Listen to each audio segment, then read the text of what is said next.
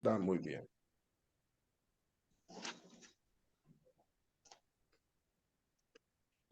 Bien, pido de favor apagar sus micrófonos. Buenas tardes, paz y bien. Silencien por favor sus micrófonos para que no se escuchen ruidos extraños. Entonces les decía que a esta formación nos va a acompañar Fray Juan Jairo Rendón de Colombia y el tema es el aporte de los pensadores franciscanos para una iglesia sinodal. Bueno, Fray Juan tiene muchos estudios, ¿verdad? Y es un hermano muy sencillo.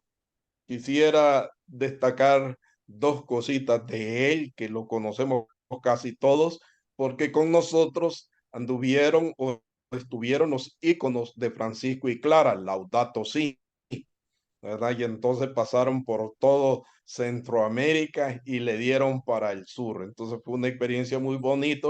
Esos iconos fueron pintados por él, ¿verdad? Entonces Fray los pintó, es un gran pintor y bueno, estuvieron con todos nosotros. Ha hecho estudios de teología en la Universidad de San Buenaventura, de franciscanismo en el CEPEFAL de Chile, en Petrópolis, en Bogotá, Pedagogía Popular en la dimensión educativa, acompañamiento también de primeros auxilios psicosociales a víctimas de la violencia política. Es un hermano muy comprometido. Creo que también ha estado en la red franciscana en algún momento facilitando y acompañando. De hecho, pues queremos agradecerle como Escuela Fray Cosme Pesoto esta experiencia y esta vivencia de compartir con nosotros. Bienvenido, Fray Juan Jairo, y siéntase como en casa virtualmente. Paz y bien. Así bien para todas y para todos. Para mí es una gran alegría encontrarme con la escuela Fray Cosme Espesoto porque es una escuela hermana de otras escuelas que hay a nivel continental, ¿no? Hay muchas experiencias de escuelas de reflexión desde la espiritualidad franciscana. Yo aquí entre ustedes pues conozco algunos. Miriam es realmente muy cercana a nuestro caminar. Mahares, me encanta que conozcas nuestro caminar, pero sobre todo porque hemos caminado juntos con los frailes capuchinos de Colombia y del Ecuador y Asia, y está el icono, Ana, muchas gracias. No, Eh, preséntelo para que lo miremos. Ese es el que ha pintado Fray, ¿verdad? Laudato si, sí. Bueno, y muchas gracias. Y hay Eh, otras pinturas y dibujos en otros libros, ¿verdad? sí, sí, Un aporte muy bonito a la espiritualidad. sí. Y entonces a mí me parece que es bien importante eh, que, que nos encontramos los que vamos tejiendo, ¿no? Vamos tejiendo esta cesta, esta colcha, esta red, ¿no? De hermandades, de fraternidad, de sororidad, que realmente nos hace sinodales, ¿no? De alguna manera. Y en este contexto, pues yo quiero decirles a ustedes que cuando a mí me piden que dé como los datos de mi hoja de vida, yo con 67 años ya como que digo, bueno, ¿qué digo, no? Uno tiene más a estas edades, tiene más oficios que títulos, ¿no? Y realmente la preocupación no ha sido tener títulos, sino como saber cosas, ¿sí? Experimentar cosas. Entonces, por eso el recorrido, sobre todo en las fuentes franciscanas, para mí ha sido muy importante en mi vida. Y en mi vida han sido muy importantes en este recorrido de fuentes dos personas. Una, un fraile que fue maestro de novicios mío, Fernando Uribe Escobar, Fernando Uribe OFM, eh, que, que nos ayudó como a profundizar en el sentido textual de las fuentes, ¿sí? sea, un poco él era exégeta, escarbaba entre las piedras los contenidos de esos textos. Pero más que él, yo soy hijo espiritual de un capuchino loco uruguayo, Jerónimo Bórmida, que, que me enseñó a no tomarme muy en serio el estudio arqueológico de las fuentes y que me enseñó de alguna manera como a, a descubrir que en mí, dentro de la fraternidad, estaban las fuentes vivas, ¿sí? Vivas ahí, que dialogaban con las fuentes textuales. Para eso es muy importante no solamente acercarse al texto, sino acercarse a la monumentalidad de las fuentes cuando uno va de pronto a nuestra tierra santa, que es Asís y que es el Valle de Rieti, que es todas esas tierras franciscanas que cuando uno tiene contacto con ellas, con esos eremitorios, Anselmo, uno dice, uy, no, aquí realmente aquí no me quedo, sino que esto está como dentro de mí, como que me habita, ¿no? La Verna, Grecho, el Carcheri, ¿no? Todos estos lugares son fantásticos. Entonces Jerónimo como que me indujo a eso y me indujo también a una cosa muy importante y es eh, el papel que tiene el arte en la espiritualidad franciscana. Es que la espiritualidad franciscana lo que toca lo embellece. Y por eso la pintura, la música, el teatro, ¿sí? El teatro, y no solamente la pintura, la música, el teatro, también la cocina, también la jardinería, ¿sí? Sí, todo esto que significa belleza, ¿no? No es simplemente, no es simplemente estético, es una espiritualidad que conduce a la ética, ¿no? Que conduce a la belleza del vivir, del convivir. Eso es muy importante. Entonces, más que un ponente, que no lo soy, soy un conversante. Sí, me gusta conversar, hablar, ¿no? Con ustedes, con los que me encuentro. Entonces, pero si tengo un texto, por supuesto, porque si no tengo texto, me pierdo. Yo empiezo a hablar y puedo hablar horas y, y de pronto lo que me pidieron no aflora, sino que afloran muchas otras cosas. Miriam, ¿tú por qué nos provocas comiendo? Muy bien, Perdón, que vine con un hambre de la fraternidad y entré no, por... me parece muy bien, excelente. Bien, a ver, ya Anselmo, un hermano al que admiro mucho porque Anselmo es un artista, pero no solamente es artista, sino que es también un místico, ¿no? Anselmo camina por eremos, ¿no? Algunos de nosotros somos como, tenemos un monje por allá adentro, ¿no? Y a veces aflora, ¿no? Y San Francisco era muy eremita, él no realmente, él era un hombre como cavernícola, ¿no? Uno, si quiere encontrarse con los lugares más profundos de la espiritualidad franciscana, tiene que meterse entre las rocas, ¿sí? Allá en Fontecolombo, allá en La Verna, allá en Carcheri, él como que se incrustaba en las piedras, ¿no? Francisco tenía muy claro que Cristo era la piedra angular, ¿sí? Y que no solamente era la piedra angular, sino que Cristo era el camino, ¿no? El camino, por eso era muy caminante. Mm, yo creo que este tema de la sinodalidad es un tema supremamente franciscano y pone de relieve la importancia que tiene para nosotros en este momento la celebración de los 800 años, ¿sí? De Grecho y de el texto de la regla de 1223. A ver, nosotros aquí en Colombia, yo estoy en Medellín, hemos hecho como un ejercicio muy juicioso y muy cuidadoso de no hacer demasiada fuerza en la celebración, de la regla de 1223, sino de entender la regla como forma de vida, ¿sí? La celebración de los 800 años de la forma de vida, porque si no se nos queda como una celebración de la aprobación de un texto, ¿sí?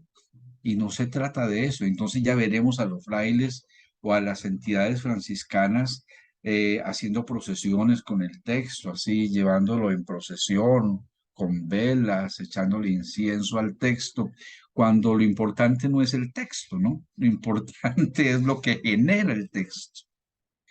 Y lo mismo de Grecho, la celebración del acontecimiento de Grecho nos tiene que llevar necesariamente al tema antropología, ¿sí? Antropología, humanidad, ¿sí? Nos tiene que llevar necesariamente al tema carne, ¿sí? Y nos tiene que llevar necesariamente para algunos celibato y para otros, y para todos, el tema castidad, ¿no? ¿Sí? El tema divinidad del ser humano. A mí me parece que eso es muy importante. De lo contrario, nos podemos quedar haciendo pesebres, ¿sí? Que es muy importante y muy bello el pesebre, sí, pero no solamente nos podemos quedar en el tema estético, ¿sí? De performance del pesebre, ¿no?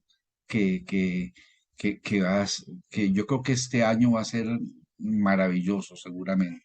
Nos vamos a poner todas las pilas para hacer todas las locuras que podamos hacer con el tema pesebre, porque el pesebre es un altar donde la humanidad aflora, ¿no? El pesebre realmente es un altar donde copiamos nuestras geografías, nuestra espiritualidad, nuestra arquitectura. Los pesebres en países muy áridos seguramente serán de color muy terrosos y muy arenosos, los países muy verdes tendrán mucha vegetación, ¿sí? Las casas que ponemos en los pesebres son parecidas a nuestras casas, ¿sí? Los campesinos que ponemos en los pesebres seguramente se visten a la usanza de nuestros campesinos, etcétera, ¿no? El pesebre es un altar donde celebramos el nacimiento de Jesús. Bien. Eh, Decía que el tema que nos ocupa, sinodalidad y franciscanismo, pone de relieve entonces no solamente el pesebre, no solamente la forma de vida, sino también un elemento muy importante, que de entrada nos pone en modo sinodalidad y es el capítulo de las esteras, ¿sí? Porque el capítulo de las esteras como hecho genuino, histórico en la caminada de nuestra familia, hace alusión a caminar juntos, ¿sí? Y el caminar juntos como una comunidad pentecostal, porque nosotros somos una comunidad cuyo ministro general es el Espíritu Santo, y el capítulo de las esteras sucede en Pentecostés, o sea, nosotros, yo creo que es tan importante eso. Y el capítulo de las esteras tiene como derivación, como prolongación de él, otros capítulos que no son menores, no son de menor importancia, que son los capítulos de las fraternidades, ¿sí? De las fraternidades locales y de los grupos a los que pertenecemos, ¿sí? Cuando nos reunimos en el nombre del Espíritu que nos convoca y que preside la reunión, y es cuando la fraternidad habla que el Espíritu se pronuncia. O sea, aquí realmente no hay un elemento, un hermano o una hermana que tenga la palabra definitiva en estas reuniones.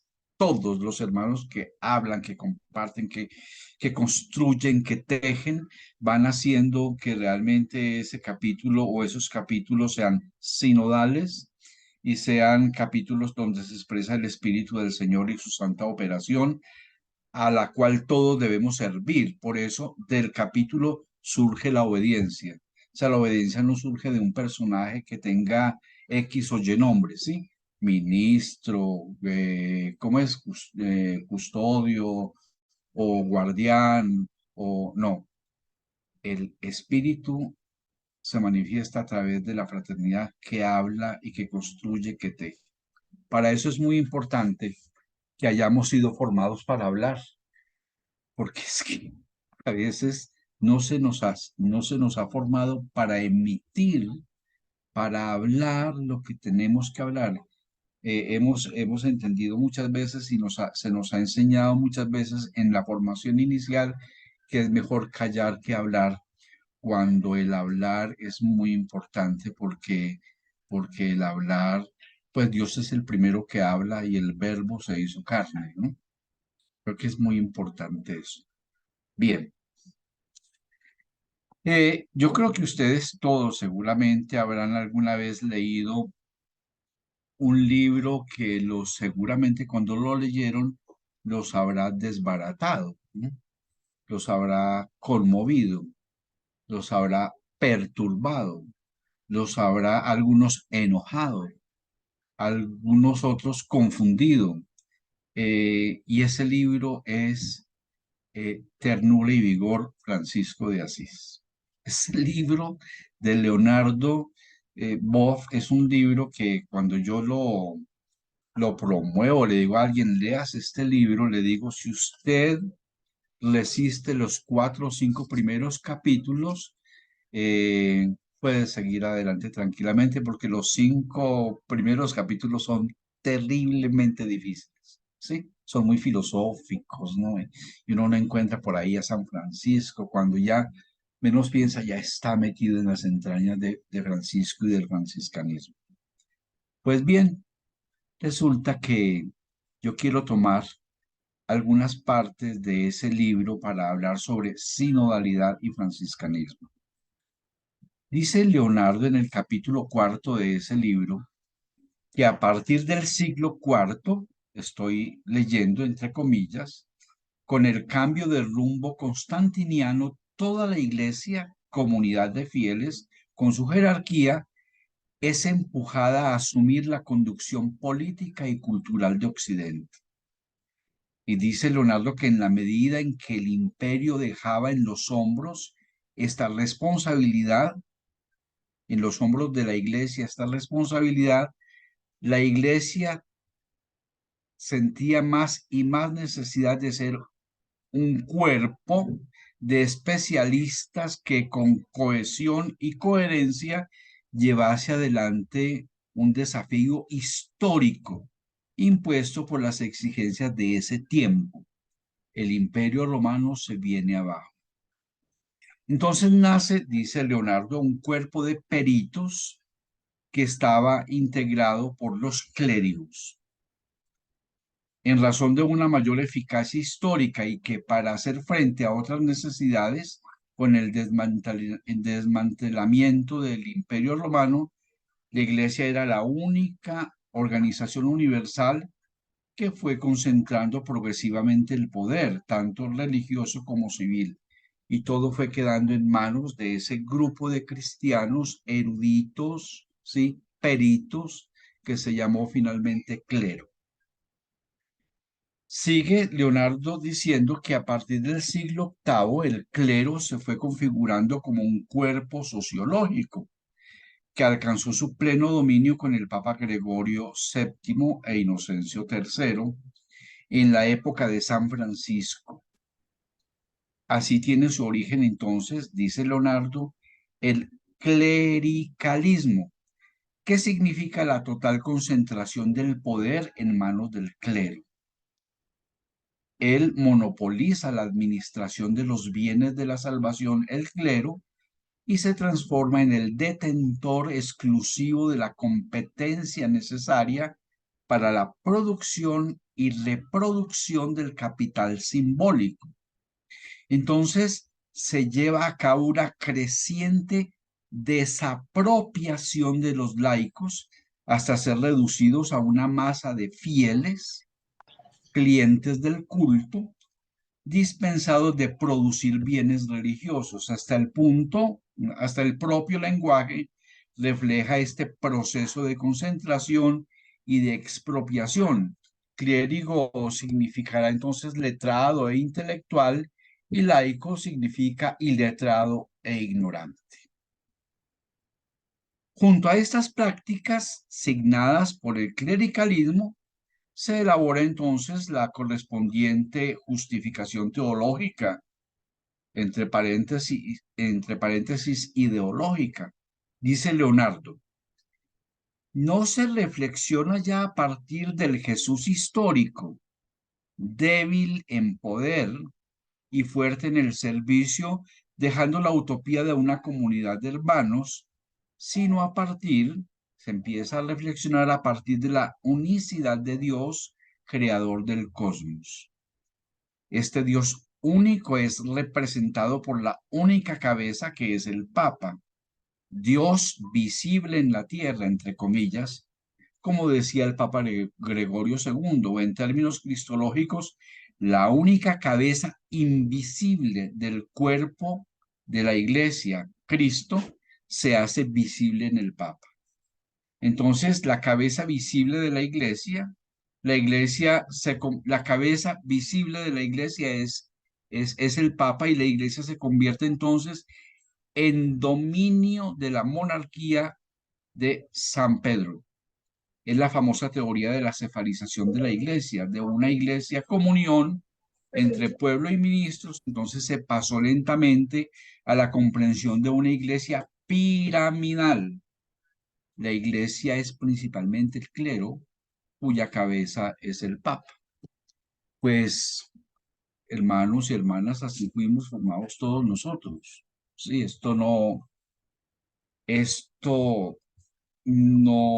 nos extraña, pero en este momento este libro y este texto suena en un momento de sinodalidad, ¿sí? En el momento en que el Papa Francisco está animando a la iglesia, suena de una potencia enorme, ¿no? De una potencia enorme. Seguimos con el texto de Leonardo. Por ahí hay una mano levantada, o no A sé ver, si ¿quién David es? tenía David, David. o fue equivocación. Miré que levantó una mano, pero no sé. David, bueno, aprovechamos para Bueno, darle la bienvenida a David, a bueno, Fray Boche, que está aquí desde el Quiché. Bueno, muy gracias. bien. Oche, ¿cómo estás? Muy bien. Bien, seguimos entonces. Se introduce entonces definitivamente la distinción entre dos clases de cristianos, como se dice en el Código de Graciano, alrededor de 1140. Graciano es el padre de la canonística católica. Los clérigos, dice Graciano, que han recibido el poder de Cristo, y los laicos que no lo han recibido. Los primeros se dedican al servicio divino, a la contemplación y la oración, libres del contacto del mundo, y los segundos, laicos, se les autoriza a casarse, cultivar la tierra, defender las propias causas, presentar ofrendas en el altar, pagar diezmos, pudiendo así salvarse.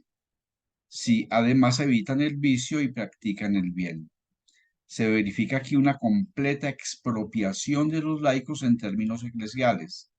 Además de esto, se impone una interpretación de que los ministerios eclesiales, tal como se dan en la iglesia, son de institución divina por voluntad explícita de Cristo, y confieren una realidad ontológica propia que los demás cristianos no tienen, y por lo mismo son sustancialmente irreformables. Con esto entonces se rompe el tema iglesia-comunión, ¿sí? O sea, se convierte la iglesia en una sociedad de clases, ¿no? Evelyn, tienes la palabra. Pase bien, Pase hermano, bien. hermano, se me olvidó su nombre porque es la primera vez que lo veo. Juan Rendón. Juan Rendón. Hermano Juan Rendón, fíjese de que aprovechando este espacio, Yo he preguntado a algunos sacerdotes por el término de clericalismo, ¿qué realmente es el clericalismo? Y la respuesta, pues no he sentido que no me han dejado satisfecha las respuestas que he recibido. Y esa inquietud, ¿en qué consiste el clericalismo? Solamente. Sí. Tú acabaste de entrar, ¿no es cierto? Al Entré al principio, principio, sí. al principio de la reflexión hablábamos concretamente los clérigos y los laicos. El clero es un grupo de expertos, ¿sí? En la comunidad eclesial tienen la capacidad de conducir, de dirigir, de animar, ¿no? Y recibieron de parte de la organización que se dio la iglesia después del giro constantiniano, recibieron poderes, ¿no? Los poderes que detentan actualmente todavía. Yo creo que esto está como en reforma, en revisión. Y los laicos, pues, carecen de esos poderes, como dice el texto, citando a Graciano, son otro tipo de cristianos. Los dos grupos son cristianos, coexisten en la iglesia, pero eh, con una enorme diferencia en cuanto a sus oficios y y hasta sus derechos, ¿no? Hasta sus derechos en algunos casos, ¿no? Evelyn, hay mucha tela por cortar. El Papa Francisco está hablando de desclericalizar la iglesia, ¿sí? Exactamente, eso es lo que le iba yo a decir. Había escuchado al Papa Francisco pedir a los laicos no se clericalicen, entonces me dejó así como algo tatarata. Evelyn, y a los laicos les dicen no se clericalicen, y a los religiosos, a los sacerdotes que recibieron la ordenación sacerdotal, les dicen no se clericalicen, ¿sí? También, o sea, o desclericalícense si ya están clericalizados. De todas Sí, maneras, pues. el Papa Francisco ha dicho una cosa muy interesante y es que clericalizarse es adquirir una enfermedad infectocontagiosa. Fray Anselmo, Boche quiere compartir. Fray Boche, oye, que está adelante. cuéntanos. Quiero quitar la mano y no la puedo quitar. Ahí es interesante, sobre todo la cuestión de cómo se maneja el poder. El clericalismo, digamos, va en relación con el poder. Generalmente, digamos, los apóstoles fueron elegidos por el Señor para ir a predicar y anunciar el reino, ¿no? Pero después, cuando ya se fue estructurando la iglesia, se fue haciendo así, fue adquiriendo ese poderío por encima de todo, ¿no? Pero vemos que San Francisco marca un aspecto bien interesante en cuanto que nos invita a ser hermanos. Por eso yo a veces siento que cuando se habla de sinodalidad en este tiempo, yo digo, es casi lo que nos toca que ser como hermanos menores, franciscanos, ser sencillos, cercanos, no petulantes, orgullosos, con poder, un poder tan tremendo, ¿no? Que no queremos ni que la gente nos hable, ni nosotros relacionarnos con ellos, estar completamente aislados de nuestra gente.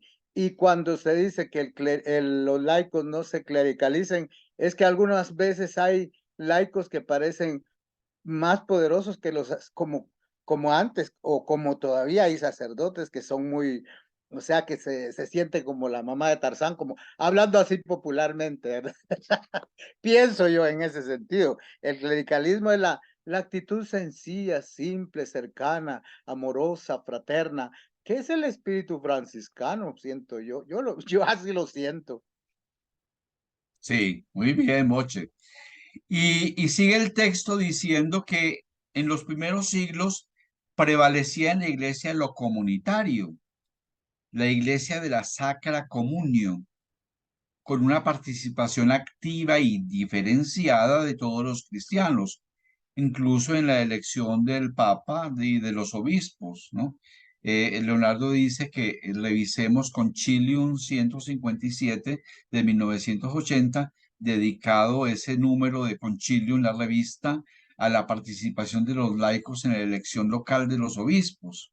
Luego ya el régimen de cristiandad, entonces organizó las Sacra Potestas y entonces ya no son la comunidad eclesial la que elige los obispos, sino entre ellos mismos se eligen. Entonces surge una hegemonía distorsionada del clero sobre los fieles. Termina Leonardo diciendo que actualmente se va imponiendo la perspectiva, actualmente, y este libro es viejito, la perspectiva de Iglesia Pueblo de Dios, alimentado por dos fuentes salvíficas, el Cristo Pascual muerto y resucitado y el Espíritu Santo. La comunidad eclesial cristiana nace de la totalidad del acontecimiento salvador. Tiene sus fundamentos en la práctica del Jesús histórico, su muerte y su resurrección, y especialmente en la presencia del Espíritu Santo, que para nosotros es ministro general de toda la fraternidad. Resucitado y el resucitado y el Espíritu Santo suscitan en la comunidad toda clase de servicios, algunos más urgentes y de carácter permanente, de unidad y conducción por parte de la jerarquía en distintos grados del sacramento del orden, y otros más ligados a situaciones y circunstancias diversas. Son los diversos carismas que se dan al interior de la comunidad, que es una comunidad de iguales, ¿no? Eso es muy importante, con distintos ministerios, ¿no? Eso es muy importante. Cuando nosotros entendemos eso, entonces podemos celebrar que somos esencialmente, como dice Boche, somos esencialmente sinodales, ¿sí? Sinodales.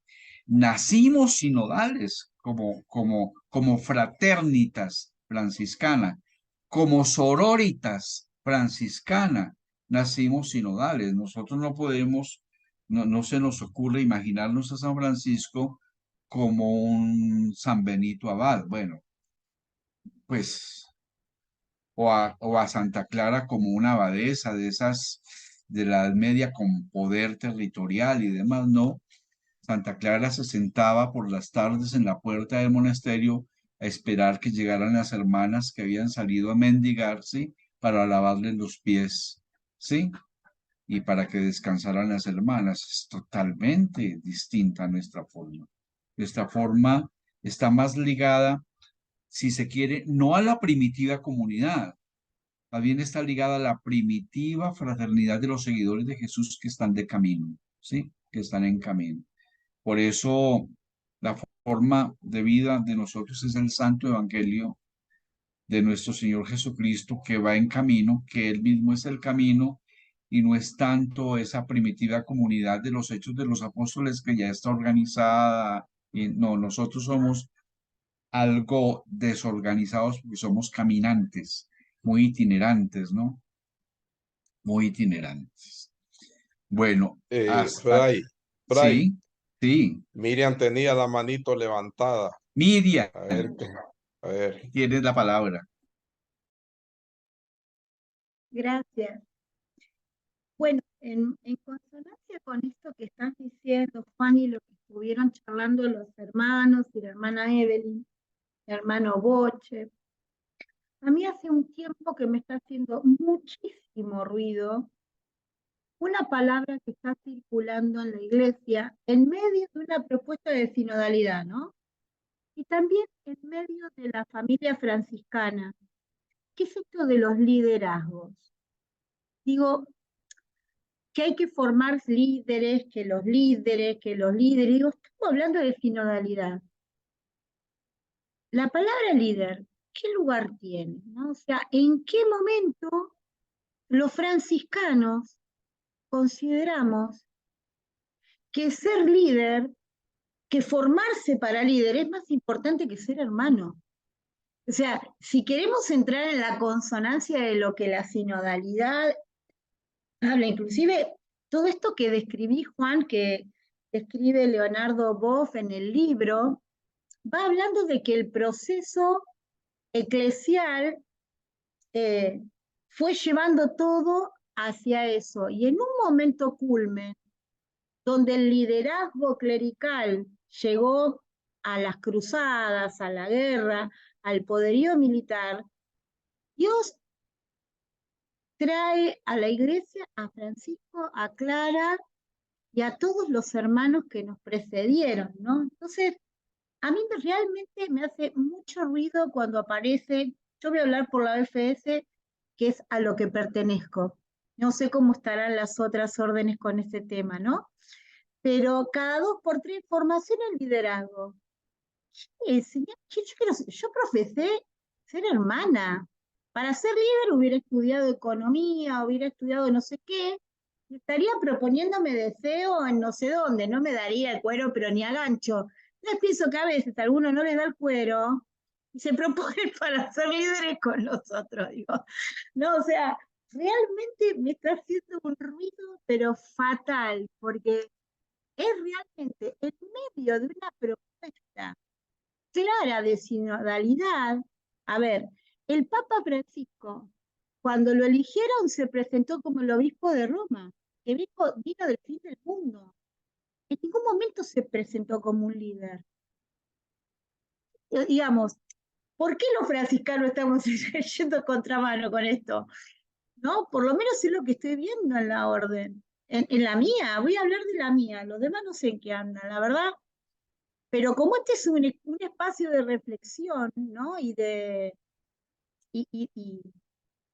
hacerlos pensar y de esta sinodalidad de caminar juntos, bueno, quería sacarlo porque realmente es un tema que me ocupa y también creo que lo tenemos que charlar un poco más, ¿no? No quedarnos tanto con las palabras de última moda, sino analizar un poco más qué es lo que consumimos, ¿no? Los franciscanos.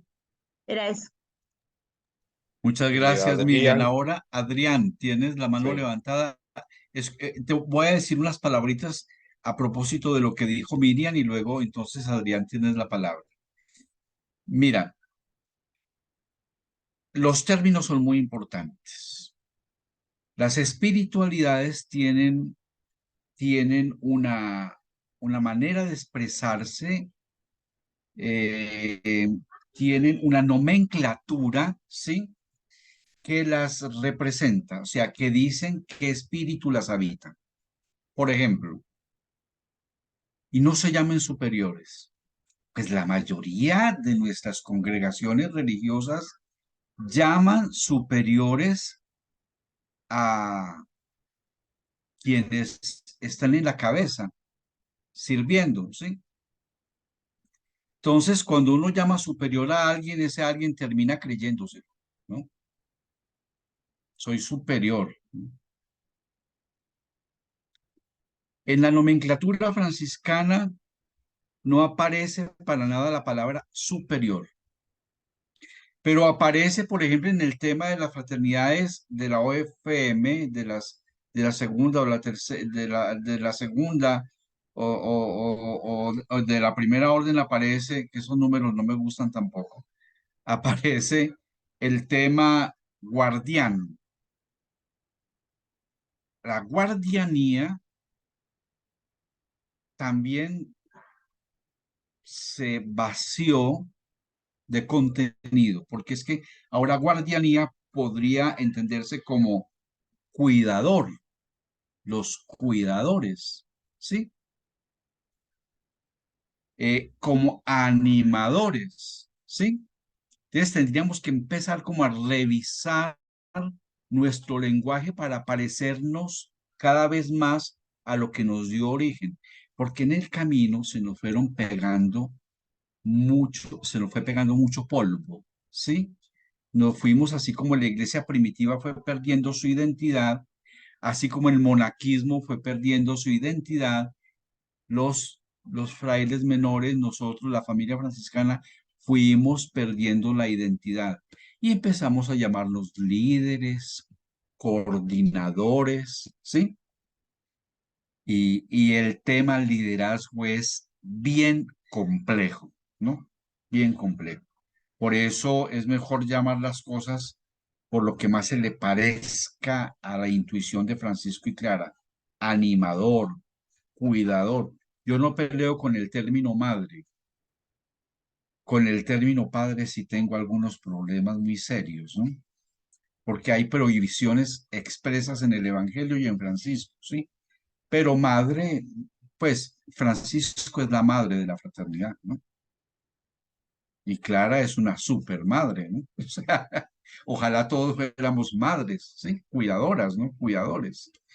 Eso en cuanto al lenguaje. Adrián,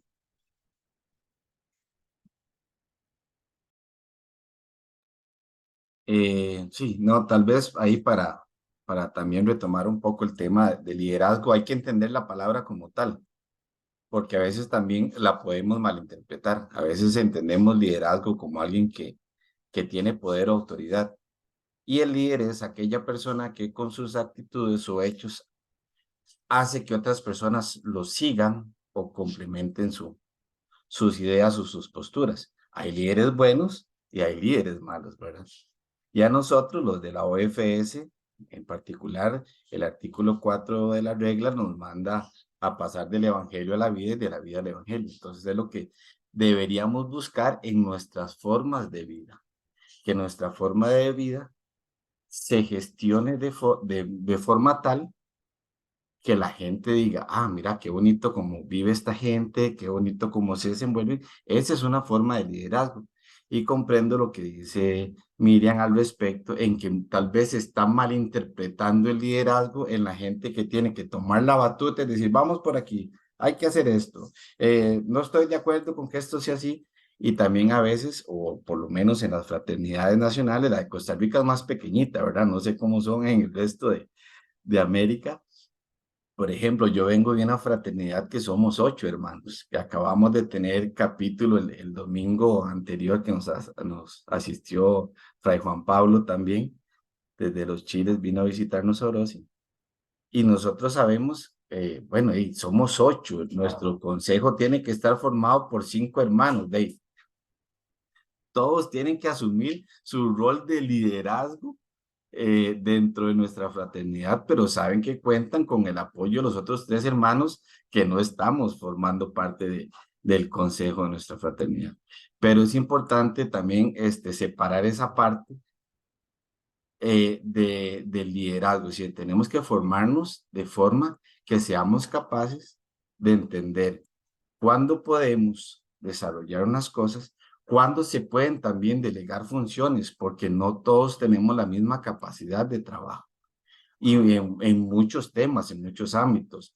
Ahora se maneja mucho este tema, las redes sociales y todo, que hay que publicar, que hay que hacer, y hay hermanos que tampoco manejan las redes sociales, o hay algunos que tenemos la facilidad de que estamos siempre con una computadora o herramientas tecnológicas que nos permiten desde cualquier parte del mundo hacer un video, hacer una promoción y esas cosas. Entonces ahí nosotros también tenemos que tomar el liderazgo de la forma positiva, saber, hermanos, yo puedo, tengo el conocimiento, Dios me dio la facilidad para trabajar de estas cosas y pongo esto al servicio de mi fraternidad y entonces ahí yo estoy mostrando un liderazgo, que estoy tomando la iniciativa para que podamos desarrollar algo.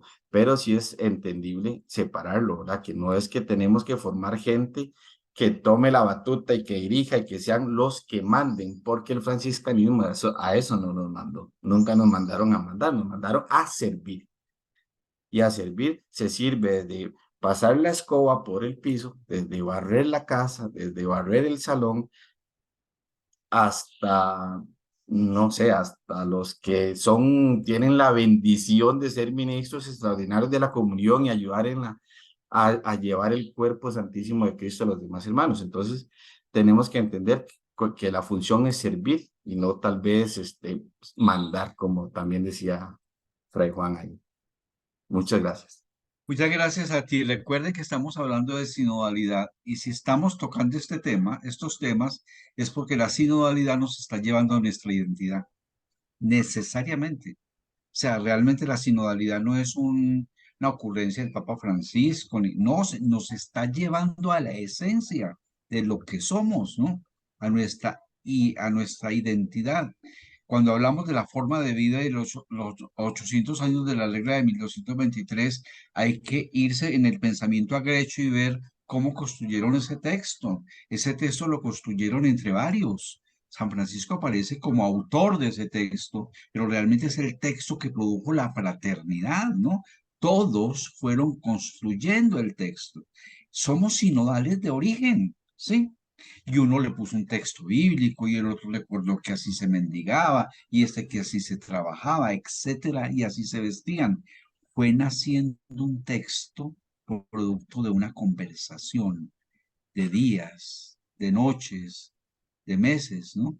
Ahí en esa cueva de, de, de, de Fontecolombo, ¿no? Mares, pediste la palabra y luego Miriam.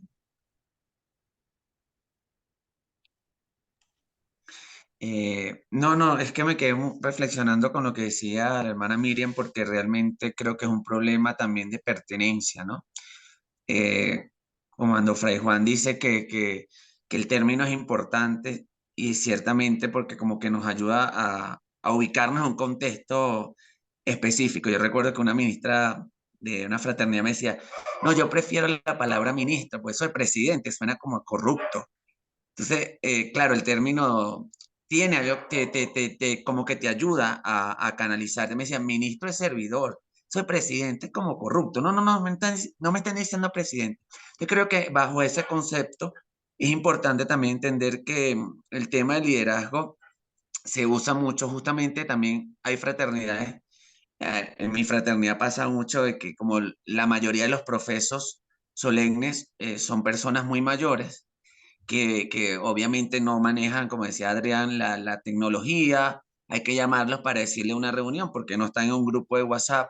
Entonces, por ejemplo, pasa que justamente se tergiversa el tema de los conceptos, ¿no? O de las nomenclaturas. Líder es la persona que tiene que hacer, que tiene que ejecutar una responsabilidad. De cuando no hay, se habla de lo que dice Miriam. Tenemos que formar líderes porque cada uno tiene que tener una responsabilidad en la fraternidad.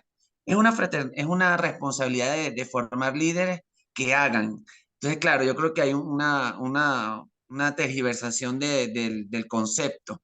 Porque, por ejemplo, ahorita pasa que aquí en mi fraternidad está pasando mucho con el tema de los chicos. Claro, a veces, no, que tienen que ser líderes para que ellos tengan la responsabilidad, hablando en el caso de la Juventud Franciscana, de ser autónomos, porque si no pasa que si no tienen ese liderazgo, que son personas calladas, que son personas que no hacen, no porque no quieran hacer, sino lo que decía Adrián, no todo el mundo tiene la misma capacidad para ayudar. Yo creo que se ha tergiversado mucho y es como dice, mira, ahorita tenemos palabras de moda. Si no es esa, es la influencer. Entonces todo el mundo es influencer porque hace 3 publicaciones en su Instagram, entonces la gente, ajá, pero ¿qué es lo que estás haciendo con eso? ¿Cuál es el objetivo? Creo que se ha perdido el objetivo de lo que es realmente, o en este caso el liderazgo, que no es una palabra nuestra, o en el caso de influencia, que entonces todo el mundo quiere estar montando 30.000 historias y creen que con eso están logrando un objetivo, bueno, porque son influencias. Pero no está el objetivo realmente de nosotros cuando yo, por ejemplo, veo a algún fraile tomándose fotos y fotos y fotos en la playa sin ánimo de nada. Pero yo digo, oye, ¿cuál es el objetivo de nosotros? ¿Mostrarnos nosotros o mostrar a Cristo? Entonces, si yo voy a ser un influencer para mostrarme yo y que me vean y que cuando abran mi feed yo tengo 30.000 fotos mías, entonces yo no estoy siendo influencer de nada, pero le hago creer al mundo que soy influencer y la gente como está tan ávida de, no sé, de seguir lo que primero que salga, seguimos a este tipo de personas, entonces vamos perdiendo la identidad, como decía Fray Juan. Muchas gracias. Ada dice, considero que se deben cultivar características de líder sin perder nuestro espíritu fraterno, porque el problema es sentirse superior y lo que se pretende es que exista alguien que anime e impulse, pero que sea alguien que no solo promueva, sino que pueda servir organizando, aportando, etcétera.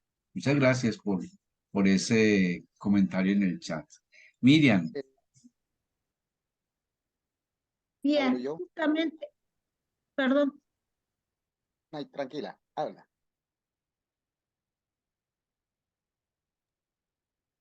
Bueno, es interesante, digamos, eso que han dicho, ese aspecto de liderazgo para servir siempre, ¿no? En la vida franciscana es servir siempre, ponernos al servicio. Les cuento, por ejemplo, hace muchos años, acá en Guatemala, nos llamaron a los religiosos para apoyar a los que venían de México, que habían salido exiliados por el conflicto armado. Y entonces fuimos y les decía yo a los frailes que estaban conmigo en esa reunión, vamos a ir a donde nadie quiere ir, ¿verdad? Y entonces todos empezaron a pedir, queremos esto, todas las congregaciones, esto.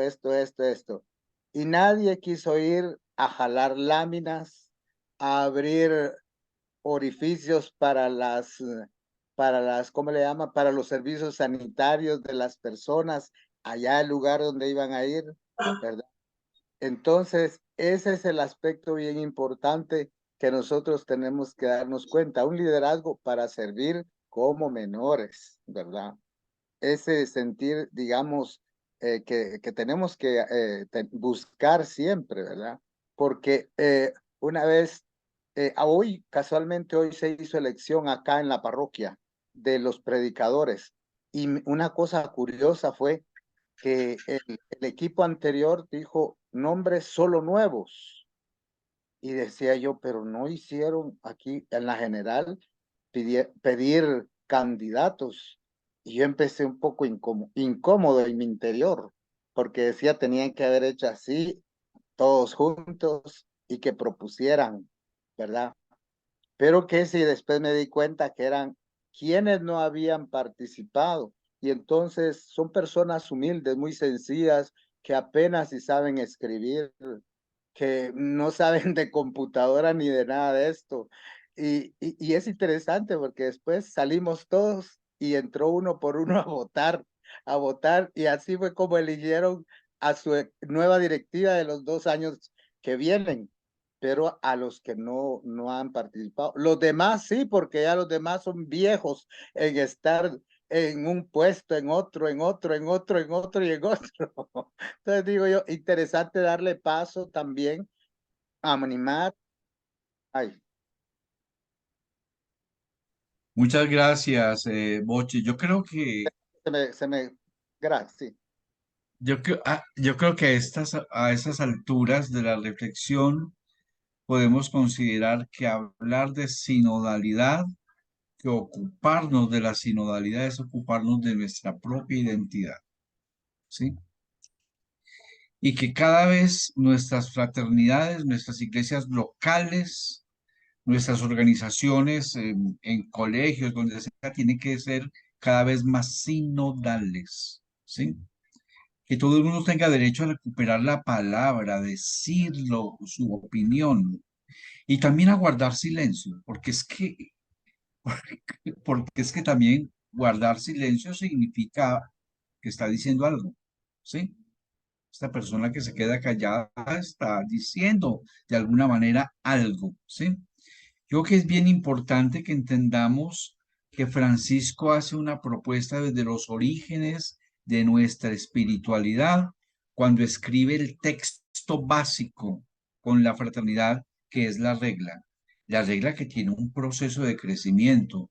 Primero son textos bíblicos, luego son textos bíblicos con prácticas, queda muy grande, le quitan ciertas prácticas, entra a la iglesia y enriquece ese texto, ¿no? Entonces es un texto que ha ido teniendo crecimiento. Por lo tanto, nuestro texto de 1223 es un texto sinodal y hay que hacerle fuerza en la conmemoración del 8º centenario a esto de la sinodalidad de nuestro texto, forma de vida. Y no solamente en esto, sino también en Grecho, la celebración de Grecho, el ser humano nace y se va construyendo en la medida en que va teniendo relaciones, ¿sí? Nosotros no nos quedamos como nacemos, ¿no? Vamos entonces creciendo en cuanto que nos relacionamos con otros. Somos esencialmente seres de relación, de tejido. Entonces es bien importante que en el camino, no solamente de la celebración de los 800 años de la forma de vida 1223 regla o de 1223 Grecho, entendamos que en el uno y en el otro está el tema sinodalidad insertos, ¿no? Metidos. Es como, es el meollo del asunto. O si no lo quieren tan profundo, pues es la cereza del pastel, ¿no? Está encima. Es bien importante que sintamos que para eso tenemos que ser definitivamente actores fraternos al interior de nuestras fraternidades, proponiendo, animando, cuidando, organizando, promoviendo, pero al interior de nuestras propias sociedades, actores políticos que piensan, que participan, que protestan, que proponen, que organizan. Yo creo que un buen franciscano es un buen ciudadano. Una buena franciscana es una buena ciudadana, ¿sí? Que tiene que estar enterado de que en qué va el movimiento popular en cada país, ¿sí? En qué van las luchas de las mujeres por la recuperación de sus derechos, de los sectores LGBTI, de los campesinos, de los obreros, de los habitantes de calle. Yo pienso que si queremos descubrir la importancia de Grecho, la importancia de sinodalidad, tenemos que tocar necesariamente las carnes del crucificado, ¿sí? O sea, realmente tenemos que poner nuestra mirada en el pan, ¿sí? En el pan eucarístico, que es también, es que en Grecho confluyen Eucaristía y carne, ¿no? Entonces es bien interesante esa experiencia, pero si pasamos por la Eucaristía tenemos que pasar por seguridad alimentaria, ¿sí? Tenemos que pasar por reflexionar cómo va nuestra relación con la madre tierra, cómo está en nuestros países aquello de la reforma agraria, ¿sí? Cómo están los derechos de los campesinos, etcétera. O sea, todo tiene que ver con todo, ¿sí? No hay nada en nuestra espiritualidad que se nos escape. Somos multipropósito, ¿no? Somos una cadena, somos un tejido eh, en el que todos los hilos son importantes. Entonces, por eso somos muy completos y tenemos muchas exigencias de parte de la realidad de nuestros propios países. Argentina, Colombia, toda Centroamérica. ¿Sí? Todo el mundo tiene que estarse pensando, el mundo franciscano tiene que estarse pensando en el aquí y en el ahora en clave sinodal y en clave de centenarios. Los centenarios son una magnífica oportunidad para renovarnos como familia. Por favor, no dejemos pasar este tiempo de gracia. ¿Algo más? ¿Alguien más quiere agregar algo?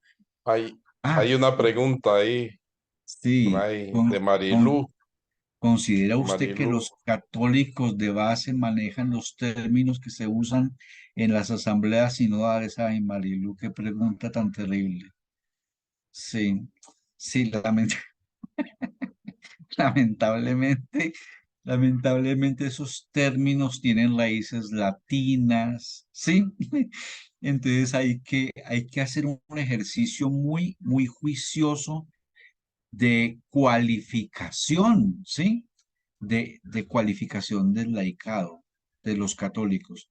¿Sabes qué creo, Marilú? Una cosa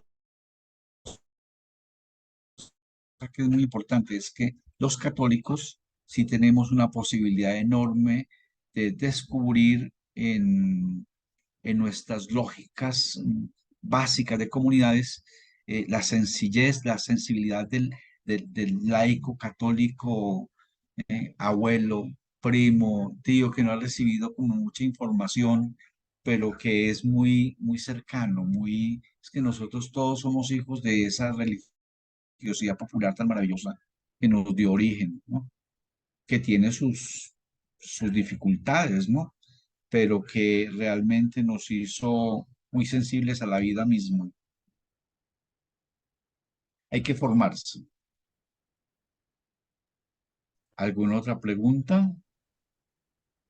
Ya vamos cumpliendo el tiempo, Anselmo, de esta Sí, sí, ya, reunión. ya estamos cerrando, ¿verdad? Y agradecemos a Fray Juan Jairo, ¿verdad? Su ponencia, si hay alguna pregunta, algún comentario, algo, Fray Boche, tiene la manito levantada. Ay, me encanta. Sí, ya Fíjese, miramos. me encanta.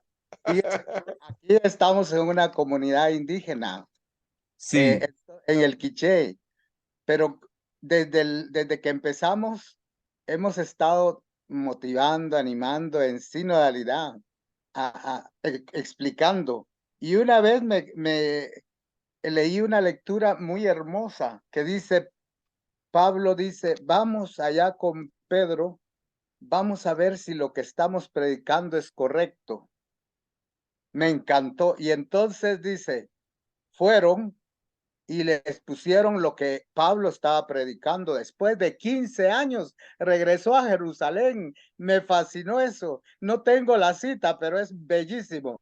Y entonces, cuando yo leía esa lectura ese día y después iba a hablar con ellos, decía, esto cae correcto con lo de la sinodalidad, porque después de 15 años, Pablo va a Jerusalén y va donde Pedro a preguntar si realmente estás anunciando y predicando con lo correcto de Cristo.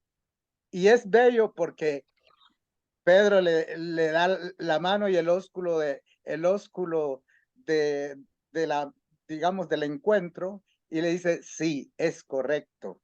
Pero me encanta ustedes saben cómo es Pablo, pero esa actitud, yo digo, humildad de poder ir y darme cuenta si estoy en lo correcto. Entonces también eso a veces nos toca a nosotros y le decía a la comunidad, este es un ejemplo de sinodalidad, porque Pablo hubiera dicho, yo sigo predicando, ¿qué me importa?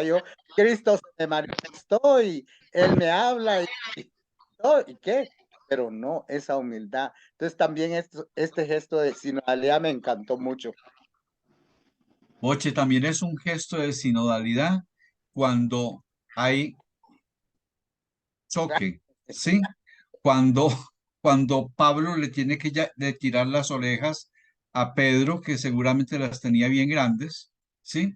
Y cuando había desencuentros entre ellos, ¿sí? O sea, sinodalidad no es una cosa romántica, maravillosa, ay, qué lindo que nos entendemos, no, es construir juntos y eso no es fácil.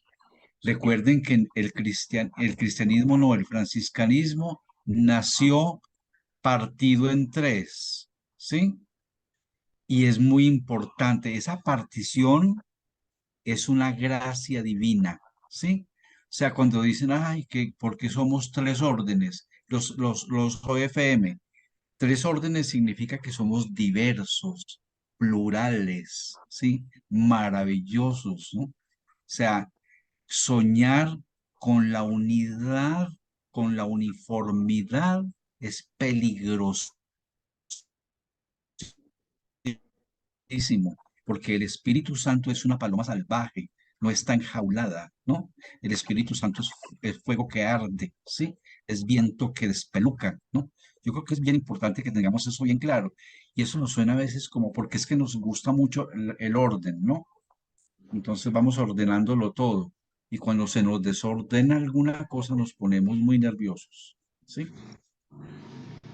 Ada, Entonces tenemos dos participaciones, Adaívis y Miriam, ¿verdad? sí, Bueno, realmente ese término de sinodalidad todavía uno lo cuestiona, ¿verdad? Porque ese reconocer, ese vivir y ese actuar en la iglesia y reconociendo nuestra pluralidad y es increíble, ¿verdad? Nosotros tuvimos hace poco en nuestra fraternidad algo muy hermoso, muy bonito, que fue, primero tuvimos una ministra, creo yo que cada uno tiene su propio ser y su propia forma de hacer las cosas. Alguien decía, wow, qué inteligente y que maneja las redes, pero no tenía el tiempo. que se necesita a veces para estar allí. Y el líder, increíblemente, tiene que saber delegar, saber distribuir. Entonces, bueno, se dio eso primero. Y manejando las redes y todo, pero hubo una formadora, y tengo que decirlo, fui yo. Y yo, ¿verdad? Tratando de manejar las redes y todas las cosas, pero ¿qué pasaba? Nuestra fraternidad es una fraternidad bastante mayor.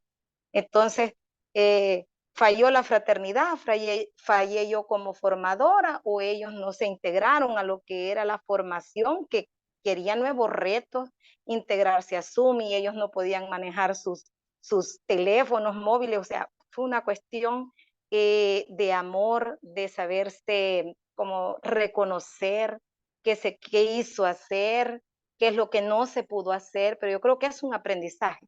Ahora es la otra cara de la moneda. Nuestra ministra le cuesta, ¿verdad?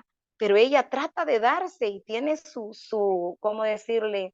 Su espiritualidad muy acomedida, gracias a Dios, ¿verdad?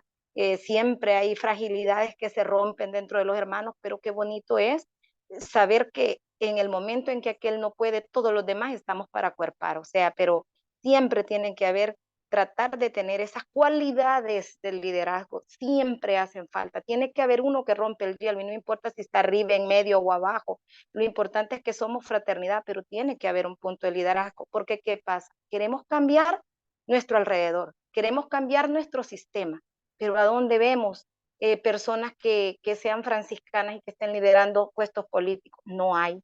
¿Dónde hay personas que sean franciscanas y que estén liderando cuestiones de economía? No hay, o se desaparecen y se diluyen entre la multitud. Y entonces, ¿dónde está? ¿Dónde queremos? Si queremos vivir y hacer, debemos de incorporarnos, meternos. No decir que el término me va a desubicar a mí.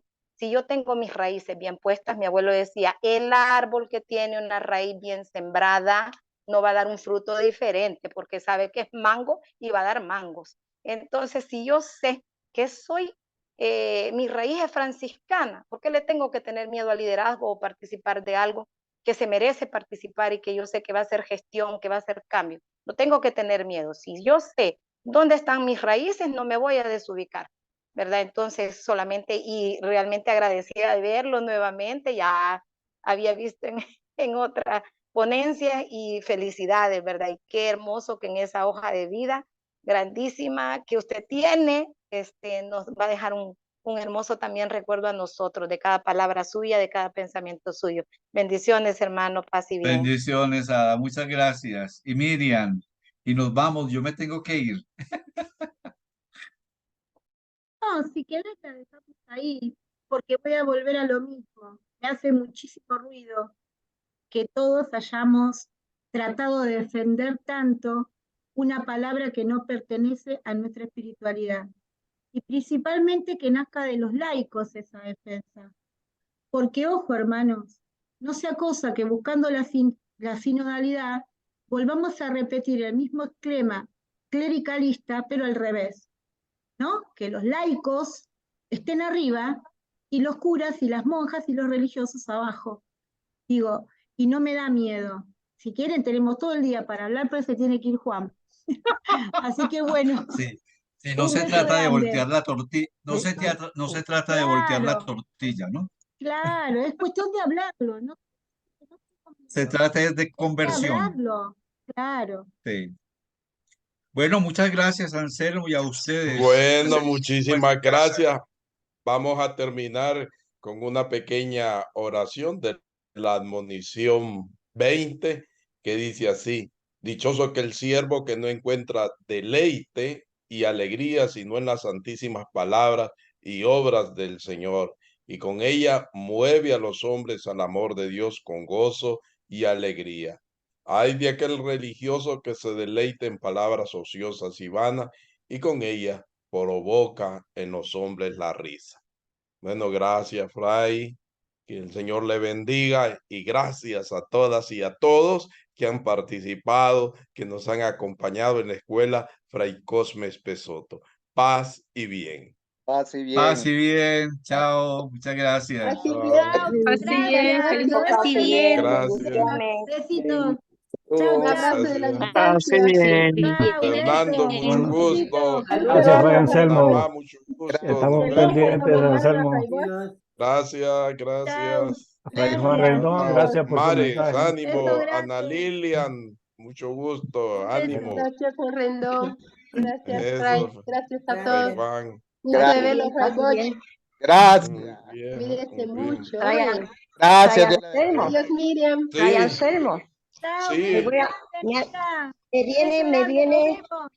me sugiere en el interior lo siguiente. ¿No sería bueno tener unos ejercicios en la vida franciscana sobre sinodalidad? Porque como eso se tiene que enraizar bien fuerte en cada cual para poder luego llevarlo en la vida con los demás. Claro que sí, por Me supuesto, gustó, ¿verdad? Me gustó Sí, mucho. excelente. Me Y gustó ahí mucho. tenemos a Poder Boche. hablar, claro. Tenemos a Boche que es Poder escritor, hablar. nos puede mandar ahí, ¿verdad? Algo. ¿A quién? ¿A quién está Sí. haciendo trabajar? Oh, Sí. quiero hacer trabajar, pero terrible este enfermo. No, es que Hermano ahí Mares, que mis felicitaciones que va a está. entrar a la orden. Es Amén. a la Madre, gracias vamos a a hermana rezar por Flor, vos, muchas madre. gracias hasta México. Gracias. Hermana Flor es de México y está con Wow. nosotros aquí. Y hermana Flor, preséntese. Sor, Muchas gracias, Fray. Sor Silvia, adelante. Paz y bien. Muchas gracias. Paz y bien. No se le mira, no se le mira la cara. Chao, besos gigantes. Un beso. Chao. Adiós. Chao a Adiós, todas Fray. y a todos. Gracias por Muchas todo. gracias. Chao, Paz y besitos. bien. Gracias. Chao, chao. Muchas